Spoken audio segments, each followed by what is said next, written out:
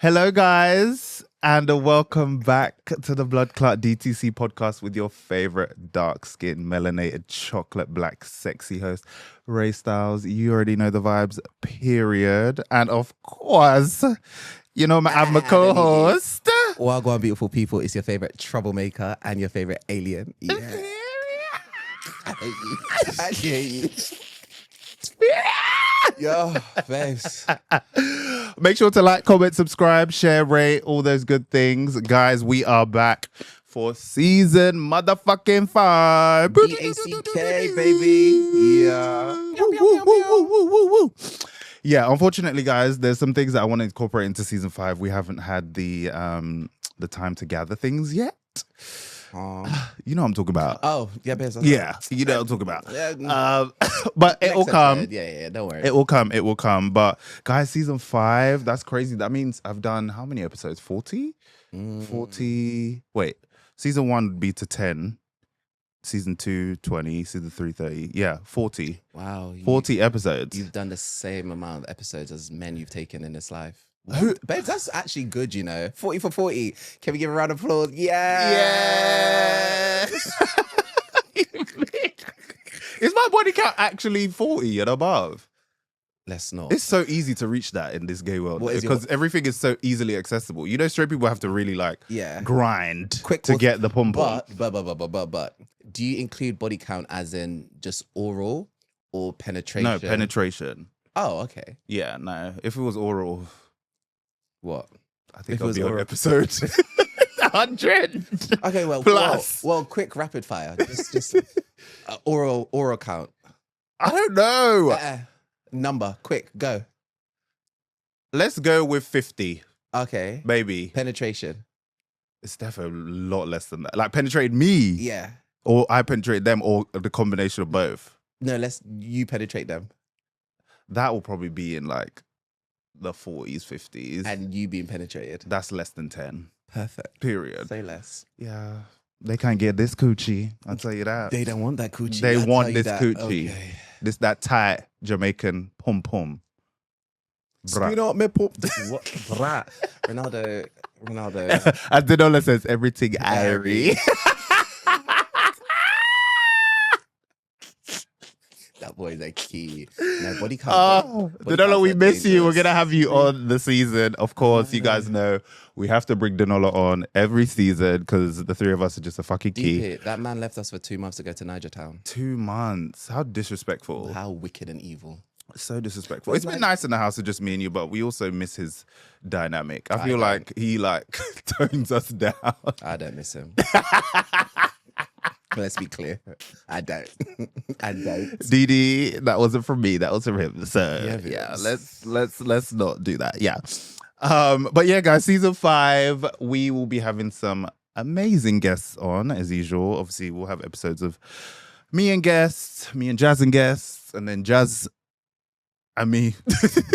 I was losing my train of thought. And then Jazz and me. So you're in for a lot. Obviously, as I said in the previous season, something I want to do this year is get the live show up and running. So excited.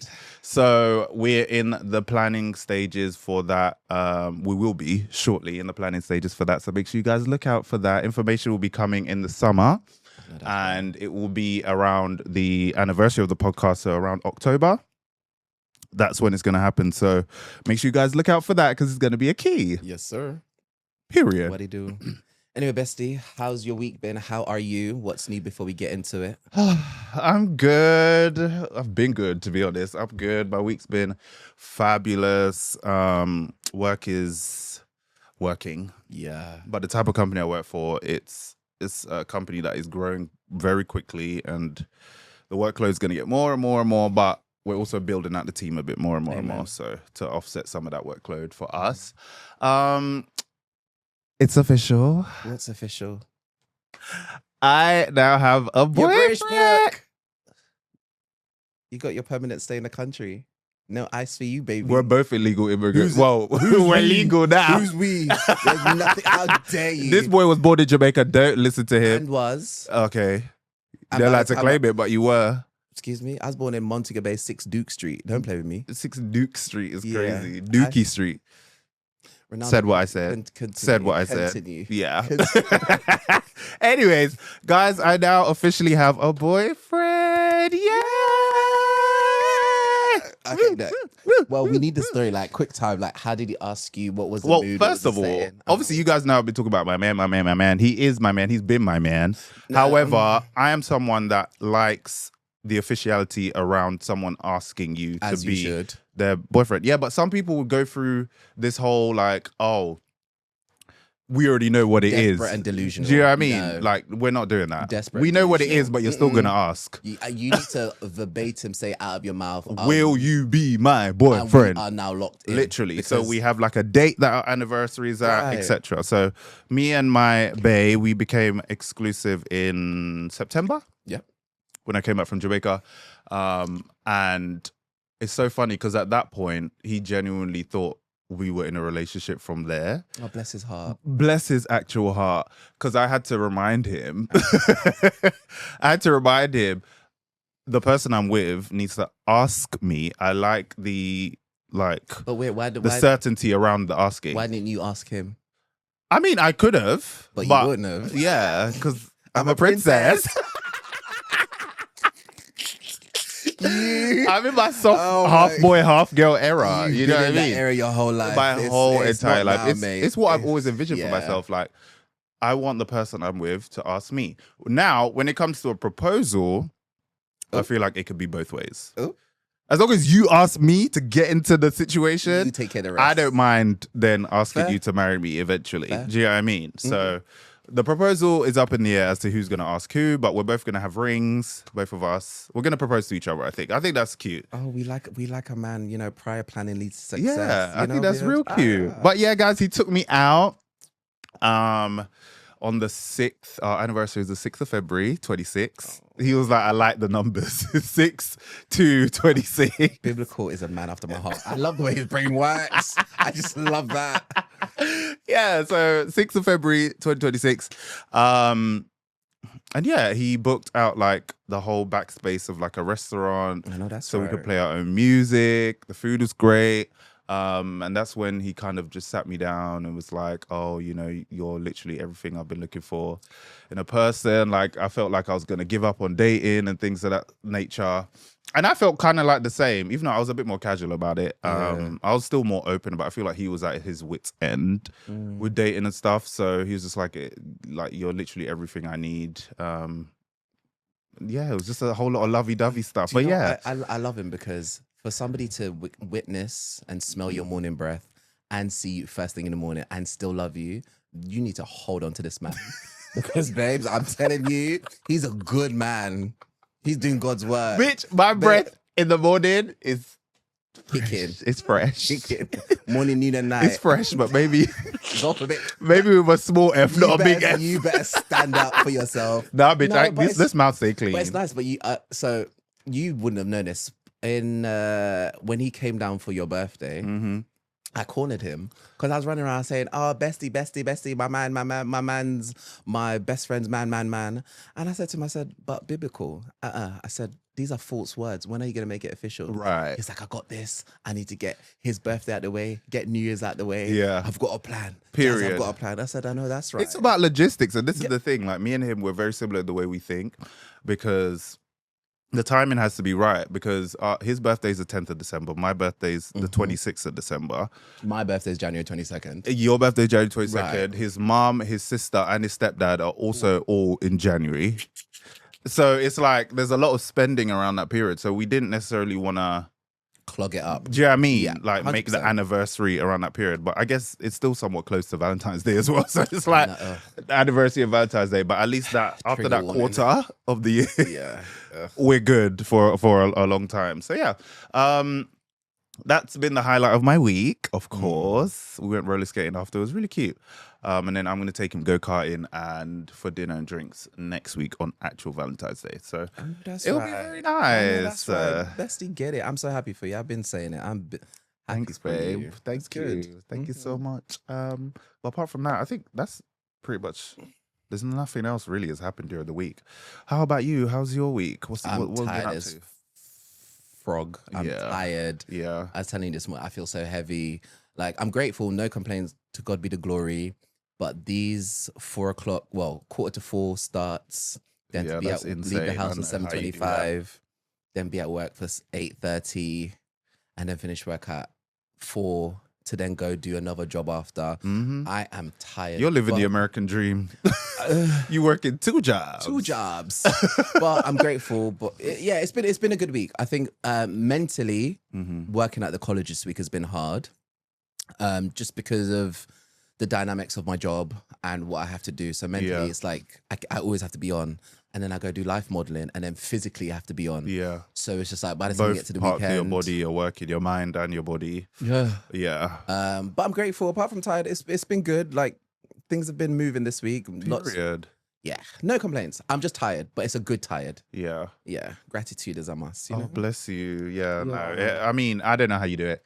The 4 a.m. starts just It has to be not done. I need for to be in me. the gym. But I do get need it. to- Like, 'cause I follow a lot of successful people, and a lot of successful people, they do get up super early in the morning, before the hustle and bustle of the day happens. Do you know what it is? I always say to myself, I want to rise with the sun.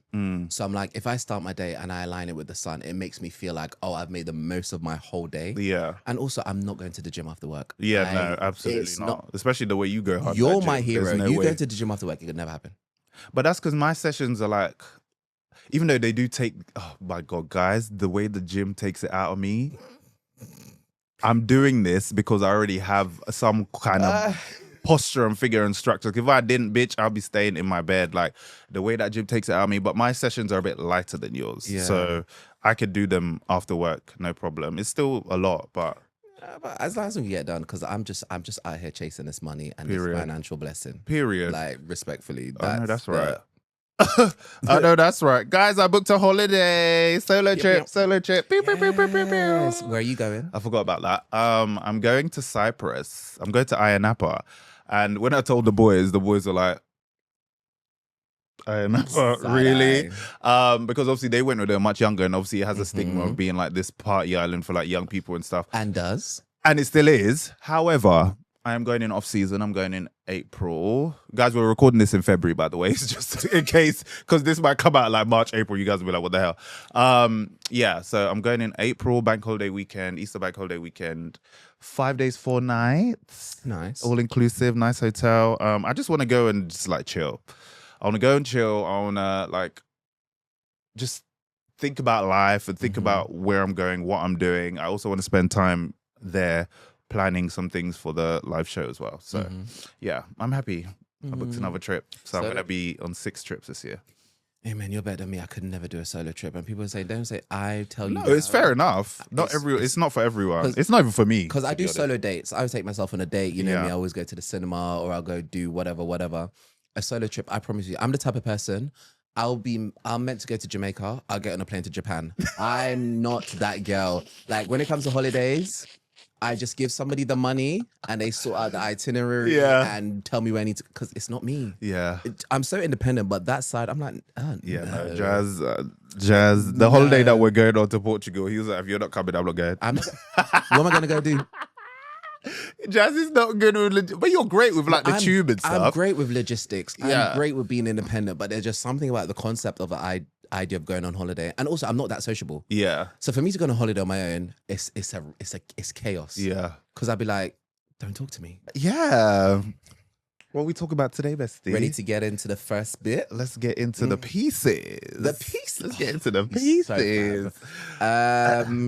Well, it kind of links to what I was saying. Finance, being independent, and the cost of living in the UK in 2026. Jesus Christ. Where do we even start with this? I don't even know where to begin. Babes. Did you guys see the passion just enter Jazz's eyes?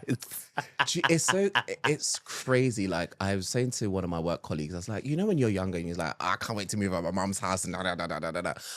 Okay, I don't want to move back into my mum's house. Honestly. But I miss that freedom. Because I used to give my mum some change when I was there. Yeah. But now, to find my rent money. This rent is high as well. For luxury. Yeah, we live in a very luxurious apartment. To find the bills. And then I had the audacity to sign up to another gym while I live where my house comes with a gym. So I need to pay for that gym. And then I need to pay for these 6 holidays that I'm going on. Yeah. And then my chest is high. I like tattoos, so I want to get some every minute. Then I like Nike. I need to pay for Nike. And then just surviving in terms of my eating habits. Yeah. Babe, Yeah. Jazz eats like a truck. Guys, Jazz eats like a truck. But like, I need to. You eat like a 500-pound woman. But you literally. But I need to. Nah. Like, I love food, but also I need to get that protein and that energy back into me. I work out 6 days a week. You do. Jazz will sit there and eat 12 chicken wings, 3 chicken legs, rice, potatoes, and salad in one sitting. And then he will go and get popcorn, flapjacks. Okay, pause. You're lying to the people. That was before. That was when I was bulking. Now I'm in my. Are we cutting season? Now I'm in my cutting era. Okay. So it's high protein, low carbs, and I'm not doing the sugars and the sweets and the stuff. So I'm balanced out. But it's a lot to survive in 2026. It is. Food costs a lot. Like everything costs a lot. Everything. There's nothing that doesn't cost a lot. Like it pisses me off. Sorry, how could I forget travel? Travel as well. Card for zones 1 to 5 is 300 and something pounds every month. Yeah. When you put it all together, it's absolutely insane. When I deep it, I need to go back to escorting. It's absolutely insane. That was frugal cash that I could spend because these standard jobs, they're not cutting it. But that's escorting could be the vibe, you know. No. You're single now. I can't do it anymore. That's a whole other story. We'll get to that. But no, babes. What's it like for you? Because obviously you have more of what I would say like a standard, responsible adult job. Correct. You know, you're a UFO. Yeah, I'm a UFO, as Jazz calls me. Right. But yeah, for me, I mean, and this is the thing. This is literally the thing right now, right? In this UK, you can be on a shit salary. You could be on a 6-figure salary. You're still struggling either way because your standard of living when you're on a 6-figure salary is going to be higher, of course, but that stuff still costs a lot of money. Like, obviously, you have more freedom and stuff with some of the things that you could do and spend on. But sometimes I sit there and I'm like, if I'm on this amount, and because I'm in finance, I see everyone's pay. Like, everyone, I deal payroll, etc. So I know what everyone's making in my company, right? So if I'm like, okay, I see I'm making this much, this person's making this much. We've both moved out of our parental home. How are you surviving over here? Because for me, I pay a good amount of money for rent. Oh, I know. Like, thankfully, I make enough where it's somewhat comfortable for me to pay. But I pay oh, I know. a decent amount for rent. The joke when I wanted your room? To be fair, I could pay for your room now, but it would be a struggle. It would be a fucking struggle. Like, even for me, it's like I want to start saving up for my own place and things of that nature. But it's just like, wait, you want to leave me? Well, obviously, we're gonna live together until that point. Yeah.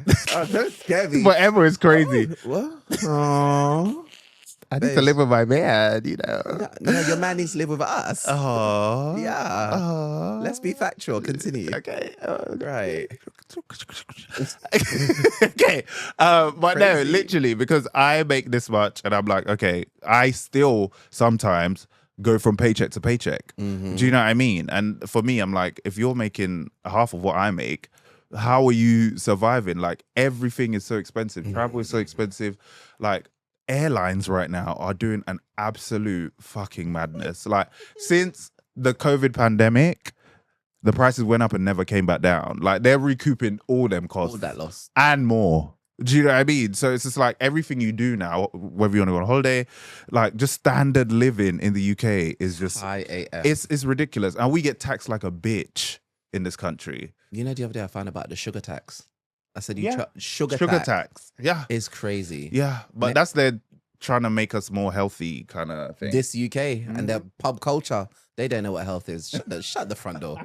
Shut the actual front door and all side doors. Healthy for them is like chips and gravy.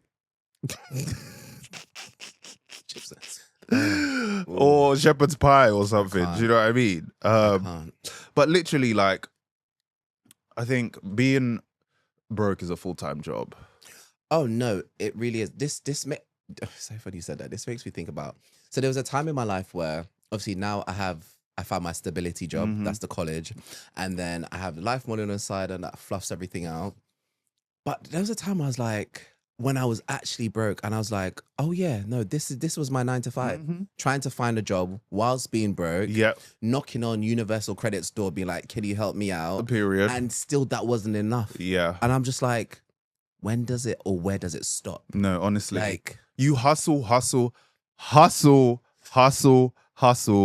and still, it feels like, did I even do anything? Do you know what I mean? Like, because if you're making enough just to cover your bills, you're not living you're life. not living. You're not living life for real. You're literally living to work rather than working to live. Oof. Say it again. The people in the back didn't hear it. One more time. Play my mic. Mm-hmm. You're literally living to work, not working to live. Oh, yeah. That was good, right? Yeah. Yeah. But it's hard though. It's hard though. It is. But I'm one of these people that I love working. So I don't know about you. You know, when back in our day in school, when you did work experience. So I got my first job at 16. Yeah. And my first job, I wanted to work in a theatre because I was passionate about acting and all that. Mm-hmm. That fell through. So my first job was working in a mother. Do you remember Mother Care? Yeah. I was working in Mother Care. I was the only guy. And the gag was every single person in that Mother Care was a lesbian. Every single person. They were all lesbians and none of them wanted children. It was the funniest thing. I was like, what the irony? No one wanted kids. No one wanted to be a mother. No that was in Mother Care. No one. Interesting. So my point is like, so I've been working since 16 and I actually enjoy working. But it's coming to a point where I'm like, okay, I'm now a humble 31. I know I look 21, guys, calm down. No, you look 46. Your mother looks... You look 46. Your mother looks beautiful. Thank you. You're welcome. She does. Thank you. Shout out you, mum. Shout out you, auntie. But I genuinely want to be a stay-at-home dad and low-key retire by 40. That is the dream. I'm not good at maths, but that's 9 years. That's 9 years from now. That 9 years is going to come like that. And I don't want to rely on a man. I want to meet whoever he is and we're going half and half. Yeah. Like... What do I do? Yeah. But But then how are you going to make your half if you're a stay-at-home dad? No, because I would have had revenue in the bank and got my stuff sorted. Yeah. I'll still work from home when the pitneys Maybe are doing through their like thing. investments and stuff like that. Do you know what I mean? Yeah. But it's just like, I've been working since I was 16 and now at 31, I'm tired. Like, I love my jobs. Tired is not even the word. Don't get me wrong. I love my jobs. Yeah. I actually and you work really hard. And you love working. I actually love you working. You do. But I'm tired. Like I told you this morning, I was like, I feel like somebody sat on my shoulders. I just feel heavy. Yeah. Like. But the reality is, like, I've always said this, life is a scam because how are we we're just at the start of our 30s and there's still like 20-something years of work to go. Like, I can't do it. I'm not doing it. I'm not doing it. Because I'm telling you, I'm not doing it. I need to find some kind of plan because I need to retire by 45 latest. Some kind of plan. No, I can't do this. I can't do this. What I don't want to do, I don't want to do this. I want to work, but in an ideal world, I want to go back to what I was doing yonkers ago. The acting, solely modeling and stuff that was just... this stability job is fab. Yeah. But I missed the days when life modeling was all I did. Yeah. Which was still tiring, but I'm like, oh. Yeah. Well, you never know where it's going to go. Like, you actually never know. Like, it could become a very lucrative full-time job. It could take you international. Like, there's so many doors that can... Because life modeling is just the same as modeling. Like, generic modeling. It is. Do you know what I mean? And obviously, there's less, like, glamour around it. Obviously, like, proper modeling. You have, like, London Fashion Week and all these big events and stuff. Modeling? Said what I said. That's why your dad don't like you. He don't, and I don't like him. Fuck that bitch. Oh. I said it before, and I'm gonna say it again. Period. Okay, before we go to a dark place, please, the dark place, please. This makes me think. Do you think that going to university gave you an advantage or a step above on the financial ladder to secure your financial blessings? No. Oh. And don't. For your big degree? I think because, okay, let me make this clear. Being an accountant, a chartered accountant specifically, I know, that's right, pays well. I will never regret my choice of what I did, etc. Do I feel like I needed to go uni for that? No.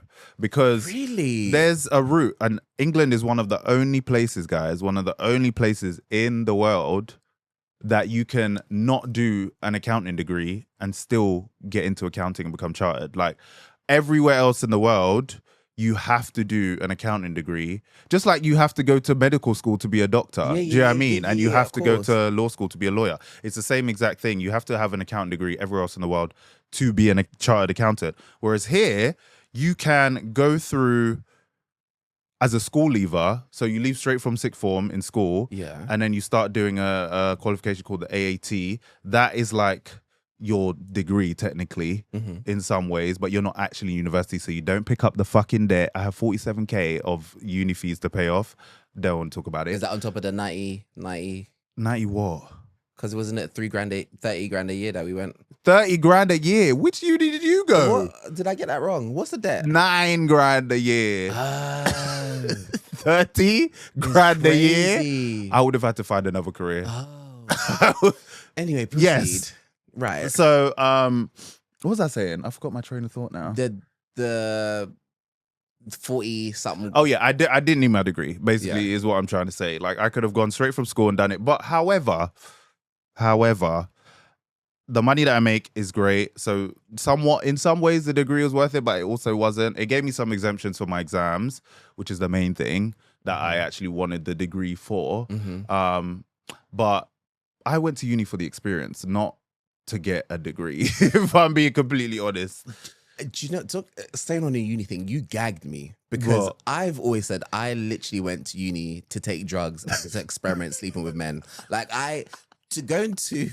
for the debt that I accomplished for 9 years, for 3 years of 9 grand a year. Your numbers are thrown off right now. Shut the front door. That debt for a drama degree is crazy. No one's ever asked me for my degree. So I've always, genuinely, I was like, you did the right thing. You should have went. I had no business going there. Yeah. I literally went to take drugs and sleep with people's sons. Like. We're so opposite because in uni, I didn't do drugs. I mean, I smoked some weed. That's a drug. Yeah, okay. I smoked some weed, I drank some alcohol. They're both drugs. The drugs. But I didn't do any like hardcore A-class drugs. And A-class is crazy. Jumping straight to A is diabolical. A-class.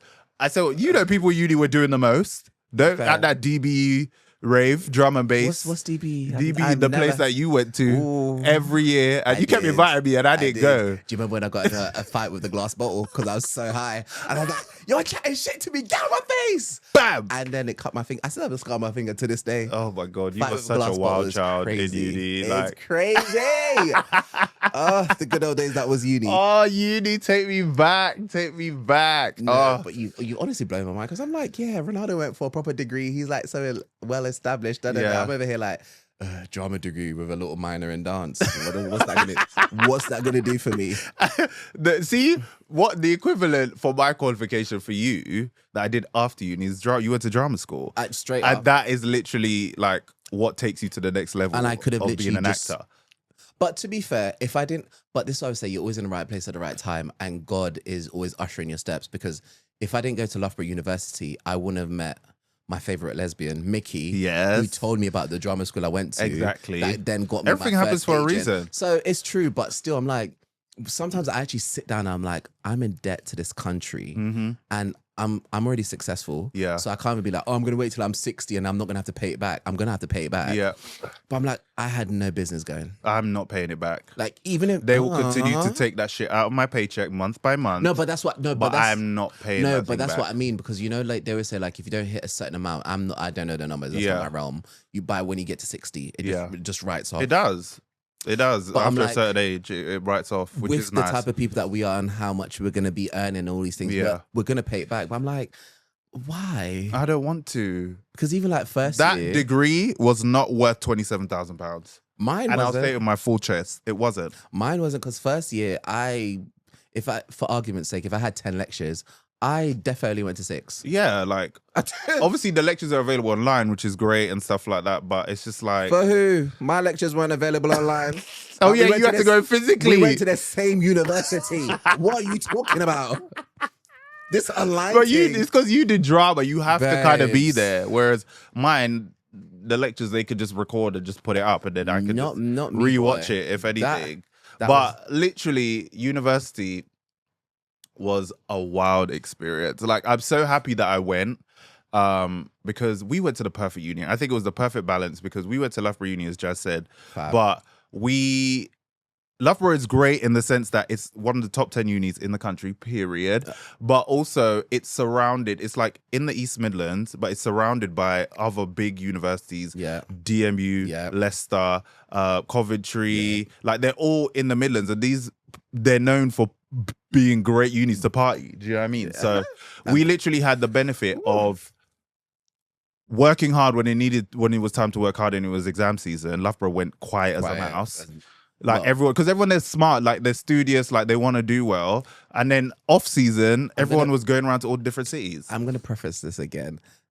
Ronaldo and I had 2 different uni experiences. I never had an off season at uni. That's why I don't know what you're talking about. Like, what uni did I go to? Like, no, honestly, I literally only partied at uni for 3 years straight. Like, I'm not even exaggerating. What are you talking? When was the quiet season?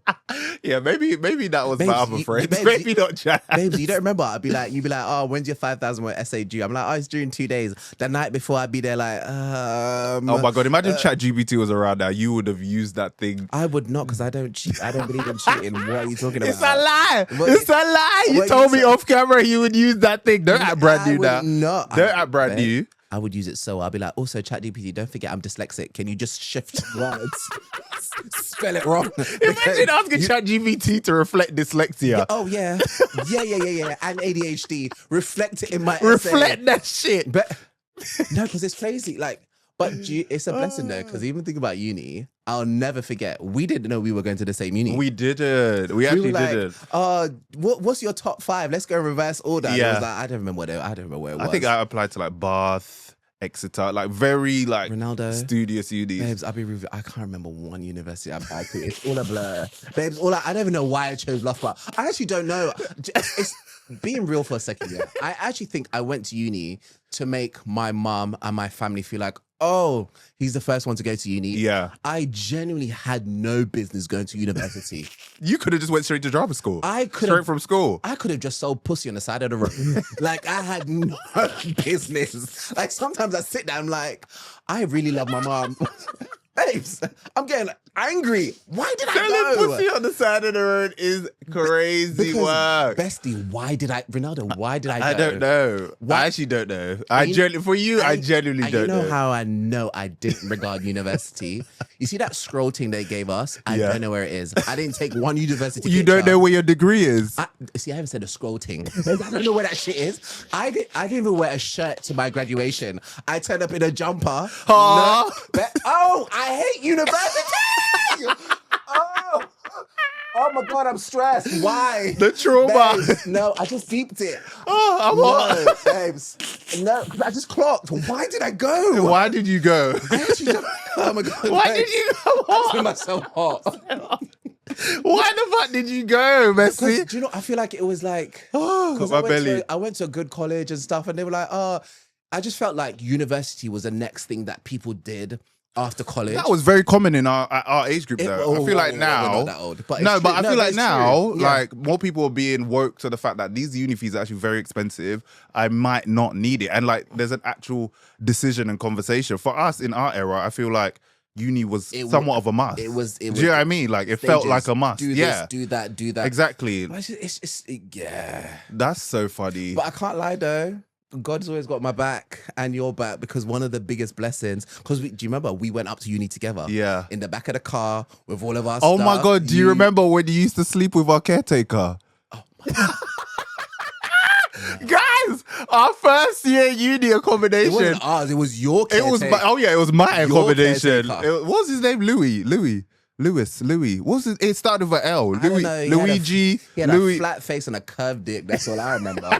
The rest is a blur. It's a blur, baby. He was cute though. It's no shade. He was cute. But because obviously, so he was Ronaldo's caretaker for Ronaldo's accommodation. Can we say accommodation? Yeah. Robert Bakewell. Yeah. And then I remember it was Cogs, as in Cogs. Cogs is the black room in our student union. For context, yes. And I didn't know he was a caretaker at this point. Yeah. So I was there having a good time, and I saw this little Brazilian daddy looking at me. And back then I was in he was Brazilian. Right, yes. And back then I was in my white chocolate experimental era. Yeah. Let's say that. I like my men dark. Yeah. Period. And I was like, okay, he's kind of cute, and I like a ugly cute man. Yeah. And he was ugly cute. So we linked up in the club, went back to his. At that time, I wasn't versatile. I was a full top. Okay. And he was like, oh, So we got back and he was kissing me, and then he started eating my ass, and that made me very uncomfortable. I was like, where's his tongue going? And he tried to penetrate me. I said, you're crazy. I was like, oh no, sorry, like I don't do that. Like I'm the top. Yeah. And then he was like, okay, fine. I don't really top regular. I don't really bottom much, but you can top me. And it was the hottest thing. What I heard, Gave it to. I was like, great. You gave it to him. And then the gag was. But this is how life works. The next day, after we had like a good night, whatever, I walked to my lecture hall and he was covered, like he was in my lecture hall and I was like, oh, he's a student. Yeah. I went to visit you at your place. Yeah. And going in the corridor, it was like a picture of all the caretakers and stuff. And I looked to my right, I said, babes, do you remember? I ran upstairs, I said, Ronaldo. No, uni. Oh my God. No. This boy is so wild. Like, you guys do not know. This boy has lived a full life, to say the least. I actually forgot about him. Literally, it just came to me. I was like, wait. In first year, because I was thinking, okay, let's go for our first year, second year, third year. And then when you were talking about that, I was like, wait, did you sleep with my caretaker? I did, and he was actually training to be a lecturer as well. No. And it happened more than once. It wasn't it happened a few times. Yeah. Because it was convenient sex. He was you know living. Me? I like convenience. Like, yeah. To be fair, back then, and He was always on Grindr though. Like I always used to see him on Grindr? Grindr. Shut up, bitch. Pepper Grindr. Grindr is your main app that you use on your phone. Back in the day. Finish your sentence properly before I throw something at you. That's your number one screen time app. Number one screen time app. Number one screen time app in 2026. God forbid. God forbid. Wow, Ronaldo, wow. What else happened in first year? Like we met Mickey. That was fucking fantastic. We met Leanna. Yes. She lived in my accommodation as well. But we were just, me and Jazz were terrorists in that Cogs place that he mentioned. Yeah, because we were terrorists. We were openly gay and proud. And black boys had never experienced that before. Not even just black boys. The African black boys, they were gobsmacked. They were like, what the hell is going on here? Working on our head tops. You were twerking on your head top. You know I can't do that. Imagine me going on my head. Where would I end up, Jazz? Touch the ceiling. There's a lot of you boys. Where would I end up?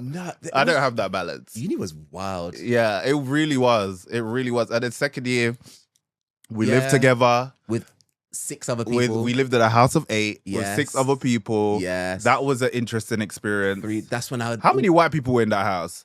We had Sasha. 1, it was 2... 3. Dan, Sam, and Sasha. Oh, yeah, because Demi's mixed, right? Yeah.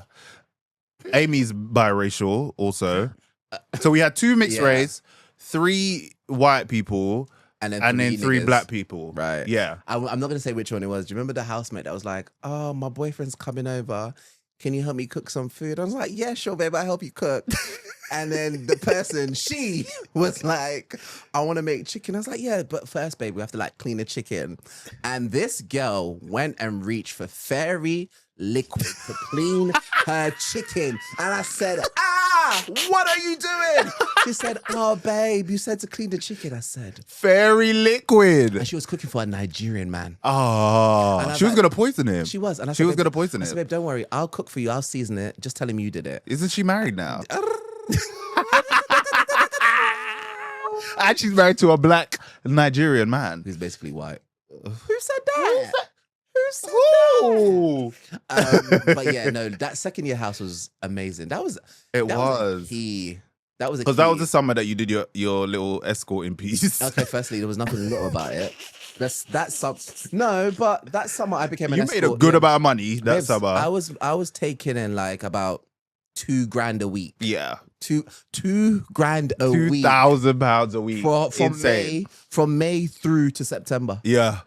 Yeah. And what did I spend that money on? Drugs, you, and alcohol. I'm such a dumb bitch. What the hell? You were young, babes.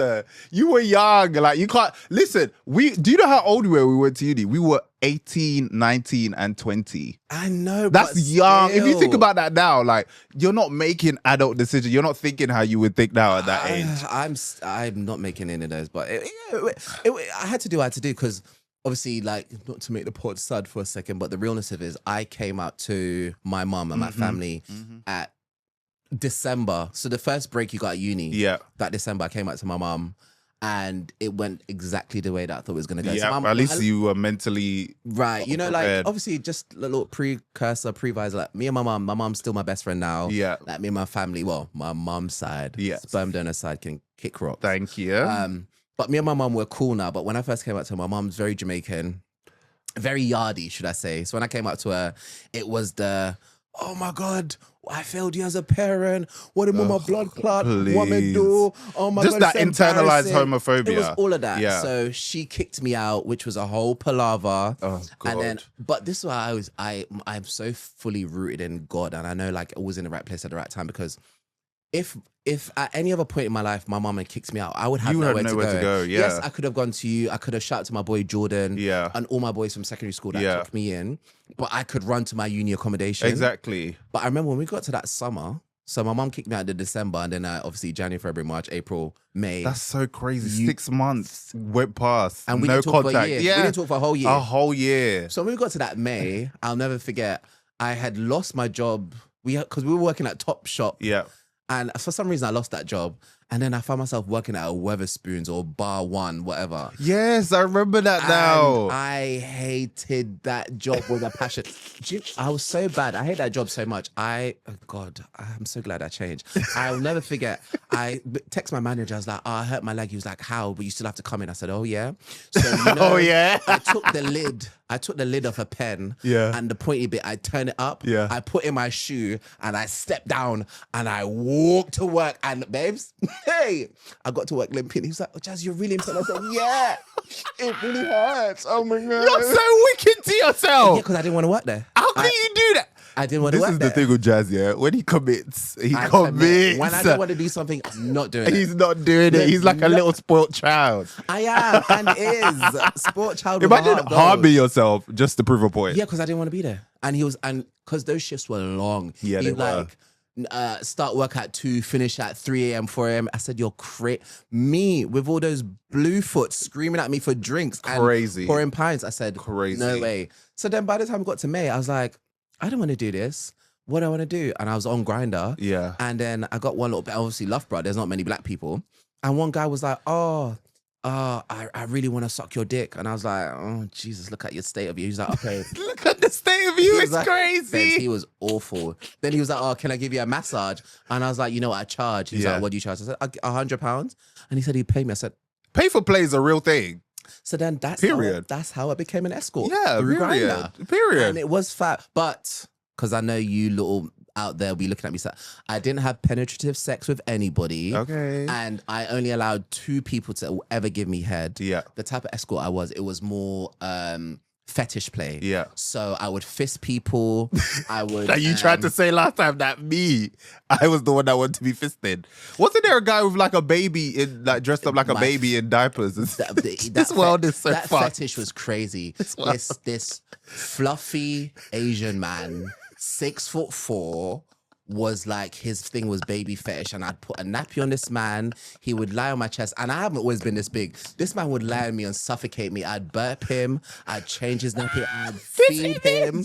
Babes, I even had one guy that was like, he had a thing for scat play. So I had to he was like, when you go to the toilet, can you not wipe? So there was a week I would go to the toilet, keep my underwear on, keep it fresh, keep it fresh for him. And then the shake and shimmy. Then the man would pay me to sniff my underwear. People are so fucked. Babes, why are people so fucked? It's not even fucked. Everybody just had my thing is, I will never if you I'm judging. let me be real. Judging. My chest. If you do anything with large. If you do anything with minors, I will judge you for the rest of your life. We don't do that. We don't play those games. But everybody has sexual things in them that they want to release, and that's what I realized about being an escort. There was a guy that all I did was sit on this man's face. The man would come over. He had a special squatty potty that he put around his neck, and then I would just fart in his face and just sit there. That's it. For an hour, and he wouldn't move. It's giving Dubai. It's giving Dubai. Yeah, babes, being an escort was fun. There's some interesting people out there. Yeah, there's a guy. People are literally interested in any. You can find someone that's aroused by literally everything. It's crazy. That is insane. Who are you telling? But it made me my 2,000 British pounds per week. A month.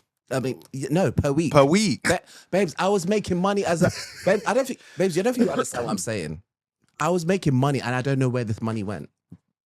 As you said, on drugs and me. Yeah. And your rent. Your rent for that, for second year rent. Yeah. Dumb bitch, Yoli. Don't fuck that bitch. No, but she really... But to be fair, do you remember my house party? We had a whole house party, babes. For my birthday. We were so wild. We had a whole house party in this woman's house. But to be fair... Don't give a fuck. But I still stand by. No, we gave a fuck. I said to all my neighbors, I'm having my birthday party. Yeah, we told people. I said, the music will be off by 2:00. Yeah. But the only thing I didn't think about was your popularity, my popularity, Mickey's popularity. Yeah. So there was, I'd say there was probably like somewhere between 300 to 400 people in one house, in this Victorian house. It was huge though, so it fit people. And then I blocked off the front door with all the furniture, and then at literally 12:30, 1:00, knock on the door, 3 bully vans pull up with police. Jesus. They were like, what's going on? This party's illegal. And everybody just had to run for their lives. No, literally. It was an ordeal. But I literally got no action in uni. Loughborough was the place in the first time in my life that I was like, wow, this world is straight. Like, this world is straight as hell. I barely got any action. I got action with one skinny white boy that lived in... I remember. In accommodation near to Bakewell. That one. Dumb. There was one fat Spanish man that used to just suck my dick because he was great at it. And I know, that's right. I was just like, okay, this is great. I'll take that. All out with a lisp is great. But other than that, like, I literally had no action. Like, it was the driest period of my life. And I feel like that's why I had to put my focus into other things. Yeah, but I think like it might have been the driest period in terms of like sexual activities and all of that. Mm-hmm. But I feel like out of everybody I know, your self-discovery at uni was the most profound and I think I could agree with that. Yes, you went there for your degree, but babes, you had all your areas at uni. Literally. Makeup era, strong femboy, like period. So I enjoyed my makeup era. She was fab. I enjoyed it. She was ashy. Who was ashy? What? Who said that? Bitch, that foundation, that concealer, them lashes, everything was melted. You're so Jamaican. Melted. The lashes this boy went through were them spider ones. It would be like, I said.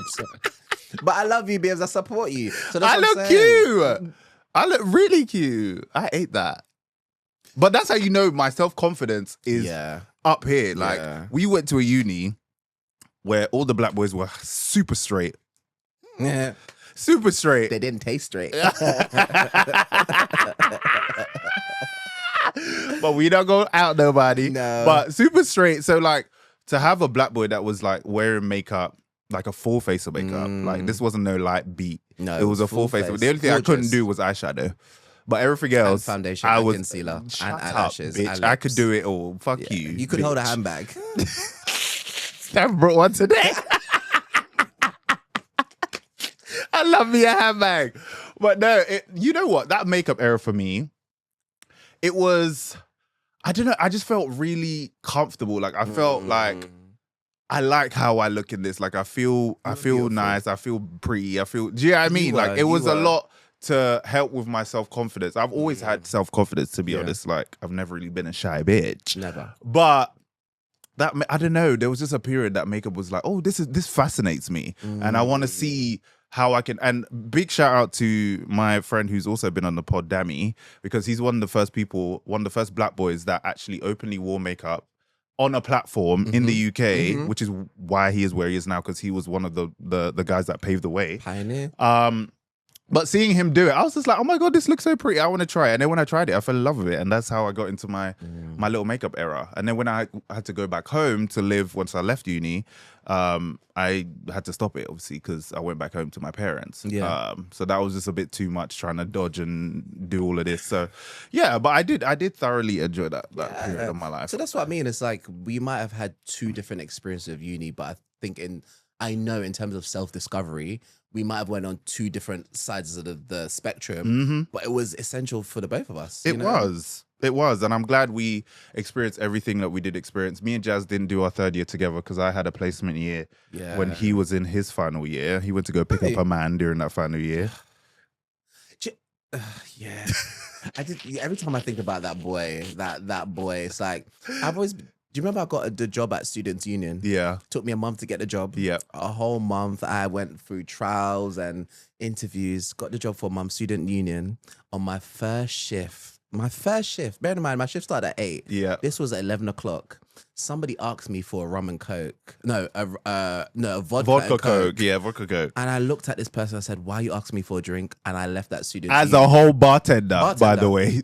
And I left that job to You're go so home wild. to my man and to Summit Queen, and I never returned. Like my biggest accomplishment was getting the shirt. I still have the shirt. LSU stuff. I'm like, what the hell? One shift, and not even the full But shift. that's why I need you doing third year, because third year I was off the rails. Third year, I spent more time in DMU because that's where my boyfriend at the time Yeah. studied. You were in Leicester a lot. The whole time. Yeah. Even my mom gave birth to Skylar. Yeah. She called me. I was just sucking dick. She was like, "Hello, mom. You're right." She was like, "Oh, Skylar's here." I said, "Oh, congratulations." I was Yay, my brother. I love you, mom. Babes, I needed you in third year. You needed But me. you were in Milton Keynes.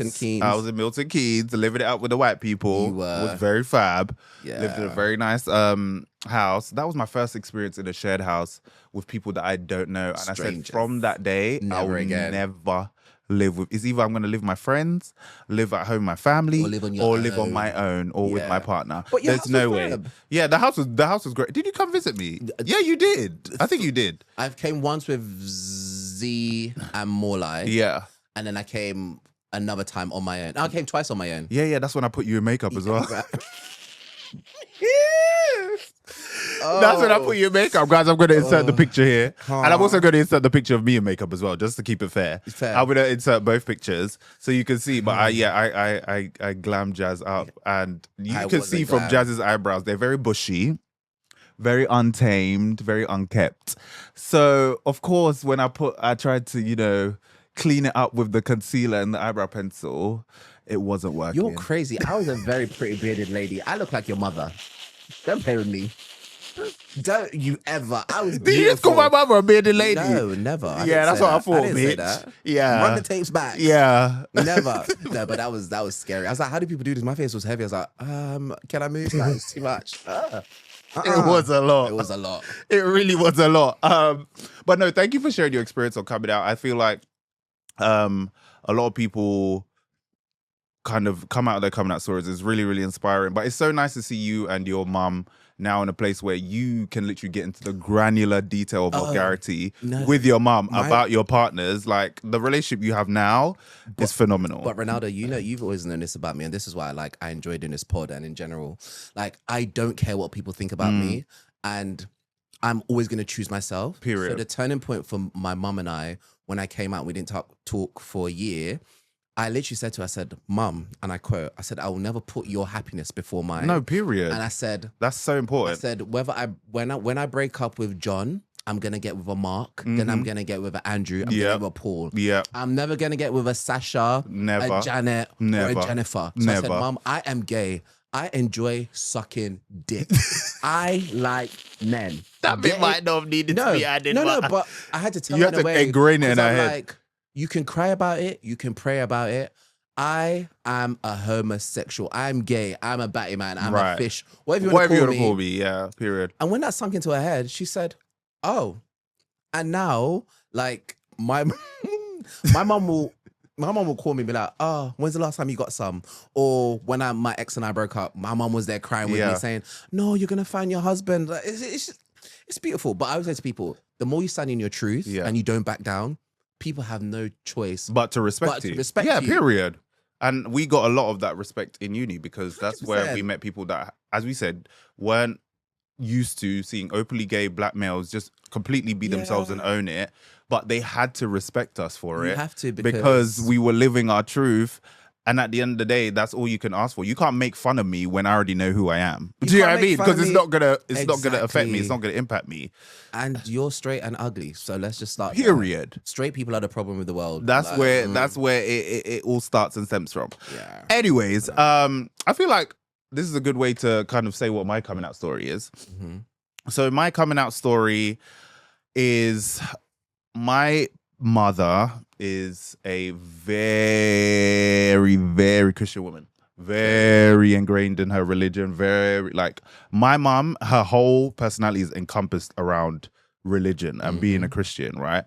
She's very deep into it. So I always had a little fear of coming out to my mom, even though, you know, mothers can tell regardless. I always had a little fear of coming out to my mom. And then when I came out, she actually found a picture of a white man's penis on my phone. Bear in mind, at this point, I was 14 or so. So clearly I was up to some shit. But she found the picture. She woke me up and she was like, what is this? And obviously, I can't be like, it's my penis. Because one, my mother knows what my penis looks like. She used to bathe me as a child. And two, I'm not white. That's just point blank period. So at that point, I just had to come out of it and be like, Mom, I like boys, like I like men, etc., etc. And I feel like my mom definitely took it better than your mom. Like, she never kicked me out. She never did anything like that. However, because she's so ingrained in religion and in her spirituality, and my mom is the biggest warrior. Like, my mom overthinks a lot. So the first thing that came to her mind was counseling. And I guess you could call it conversion therapy, but not like the deep, extreme conversion therapy where they send you to a camp and all that. Anyways, so bearing in mind I'm 14, 15 at this time, she sends me to one of her church pastor friends from New Wine Church, Pastor Michael. I'll never forget it. I go to Pastor Michael now to appease her. And when I get there, this man is telling me all kind of bullshit about, you know, it's not natural, pray the gay away, kind of that kind of vibe. Literally, like that kind of vibe, whatever. So I come home now and I just didn't want the stress or anything of it anymore. So I was just like, oh, you know what, Mom, I'm not gay, etc. But I know my mom's not stupid. Like, she's a teacher, she's a very intelligent woman. She knew that's not what it was. But I think for the exchange between us, she just kind of took it for what it was. But then she called me in my final year of uni when you weren't there. And she was just like, oh, I had a dream that, you know, there was a naked guy running out of your bedroom. Because my mom has dreams, guys. She's very spiritual. She has dreams. She was like, yeah, there's a naked guy coming out of your bedroom. Are you still like this? And I was just like, you know what? I'm actually 21 at this point. It's either I'm going to own my truth or carry on living this lie. Do you know what I mean? So I was just like, I'm not living this lie anymore. So I told my mom, I was like, yeah, Mom, I still like boys, blah, blah. She's like, no, don't say that. You're going to marry a woman, all these different things. And to this day, my mom still thinks I'm going to marry him because my mom is the best at delusion. My mom lives in delusion so well. She will literally convince herself. You know her. Do you know what I mean? You know her. Like, she lives in delusion. Like, my ex-partner was here before we were in the car going to my birthday, and she was just like, oh, so when I found a nice girl for you, blah blah. I said, Mom, you know that's not gonna happen, let's not do that. Like, you have to keep drilling it into their heads. But literally, that's my coming out story. And I just want to say, like, as much as religion is a thing and whatever, gay people have been around since the dawn of time. Dawn of time. Like, gay people used to be celebrated back in the day, like, because they were different. Do you know what I mean? But some kind of white man came during the slavery era, brought Christianity to black people, and put it in the Bible that being gay is wrong, mention loud men, blah, blah. Someone wrote that themselves, put it in the Bible, and then obviously the brainwashing, and that's why it's carried on with our culture from generation to generation to generation, because that's just what happened. But yeah, that was my coming out story. But you can't get rid of us, bitch. We're here to stay, bitch. Period. And if you keep on acting up, I'm more confident. Dad. Don't play with me. We're even more confident now than we've ever been. Oh, that's right. Yeah, period. You know what? Well, obviously, we'll have time to do it, but we need to get in some stuff. We need to get some stuff. Like, guys, we literally spent so much time trying to plan this episode. Babes. We've got a list of things. We've been through 2 things on this list. In the whole hour. Oh no, but this is why I love doing this pod with you and having these experiences, because we don't sit here to be fake people. No, I'm just having a conversation with my favorite person in the world. Period. Like, it's that simple. That's what it is, and that's why I like the comment that the guy said. Like, he felt like the last episode that we dropped. He was like, he felt like he was invading in a conversation between 2 best friends and like being a listening ear, and that's literally what this is. That's literally what this is. And I just realized we have to finish now. Yeah. The thing you like, we need to tell people what we're wearing. That was meant to be at the start. It didn't happen. It didn't happen. But We didn't. Episode 2. We didn't, guys. Sorry, we look fab. Yeah. We're wearing clothes. Clothes.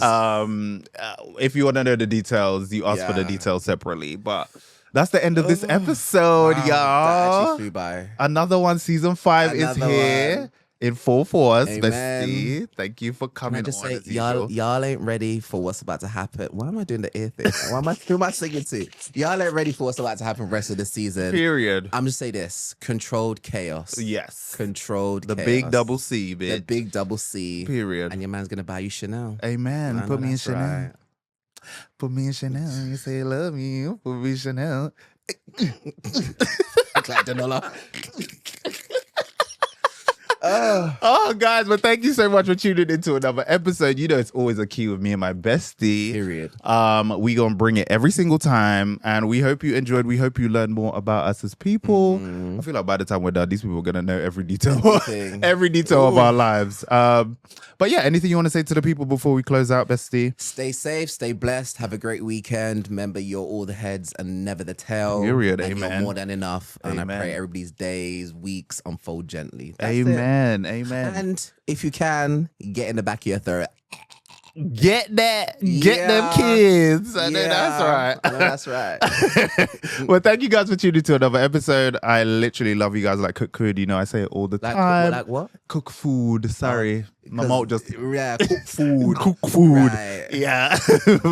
Make sure to like, comment, subscribe, share, and all these good things. Share to a friend. You know, there's definitely someone you know that definitely wants to listen to this podcast because it's giving. Yeah. So until next time, guys, we're just going to say bye. We're just going to say bye.